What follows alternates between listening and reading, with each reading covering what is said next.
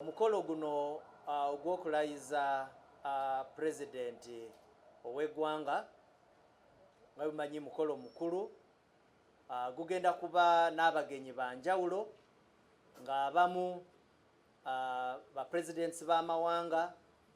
ab'ebitongole ebinene ku international stage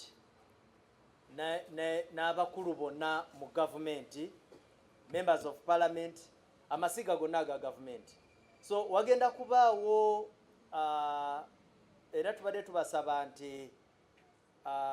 mujja kuba mulaba nga waliwo engeri gye tujja okwasaamu ebyenziruka nga enguudo ezisinga ezinaaba zifeedinga into Kololo Independence Grounds, emikolo gye gigenda okuba, ezimu mujja kuba musanga nga tuziggala obanga ezimu tukola diversions, naye waliwo amakubo agajja okusinga okukosebwa, then waliwo n'amalala agajja okukosebwa akatonotono, naye nga kye tusaba okusinga mukolegane bulungi nnyo ne traffic yaffe, traffic police, ne abasirikale abalala abatali ba traffic, abapoliisi n'ebitongole ebikuumaddembe. Wajja kubaawo enguudo eziyingira mu Kololo kati nga Elgon Terrace, waggulu ku Upper Kololo Terrace, Wampewo Avenue, ezo zo wajja kubaawo cut-offs era nga abantu abanaasobola okusinga ozikozesa beebo abayitiddwa. Yes, n'abantu abalala aba bulijjo nabo bayitiddwa kubanga ekololo tujja kuba n'abakungu, then tujja kuba n'abantu ba bulijjo abajja okubeera ku mukolo, naye bebawadde invitations nga kuliko ne parking, kubanga parking nyingi zetuwadde abantu abagenda okujja ekololo.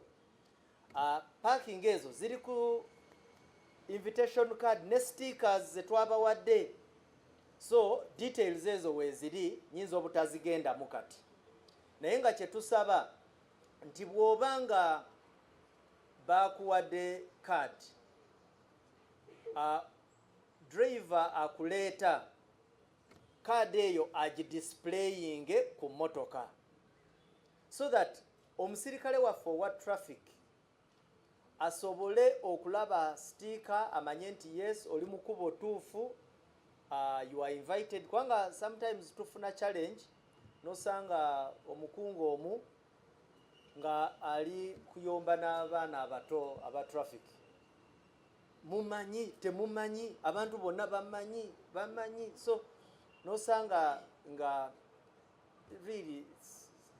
it's almost close to a village quarrel. So tekyetaagisa displaying a card yo, sticker,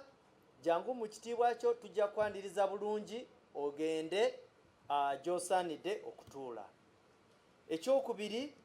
is that waliwo enguudo ze twagala okutegeeza abantu kati nga express highway, northern bypass, routes zino zonna, that's also, I think that's the southern bypass, okuge Munyonyo Spa, eyo yonna wajja kubaawo zijja kuba zikozesebwa bulungi abantu ba bulijjo, kubanga waliwo ajja kwagala okubuuza nti ate ezo nazo muzigadde, tetugenda ziggala. Ekintu kyokka generally kyenjagala okucommunicatinga is that enneeyisa ku makubo, tugenda mu weekend, mu luwumulo olwo, so tuyina ba brothers ne ba sister baffe abatera okugenda ne banywamu, so usually kye tuba tubasaba, of course okunywa ate n'ovuga bw'oyisa limits tukukwata, naye waliwo ate abafuukira ddala ne balujuuju. Kati now that we have tuyina abagenyi, tusabira ddala nti mugezeeko nnyo okwewala okukozesa enguudo obubi. Tuyina ne bano aba blockinga amakubo oba parking spaces ze tuba tuwadde abakulu, abo nabo tuba tubalabula, n'omuntu omulala yenna anakozesa bubi emmotoka nti emmotoka eyo tuba tujja kugitowinga tugitwale ku police station ate osasulire emiwendo gye tuba tukoze sente ze tuba tukozeseza mu okutowinga motoka eyo. Otherwise kyenjagala okutegeeza abantu is abanasobola ogenda Kololo mugende, abatasobole omukolo ogujja kubeera ku mitimbagano egya ZTV n'emitimbagano egirala emirala mu digital spaces. Mwebale nnyo, mwebalire ddala.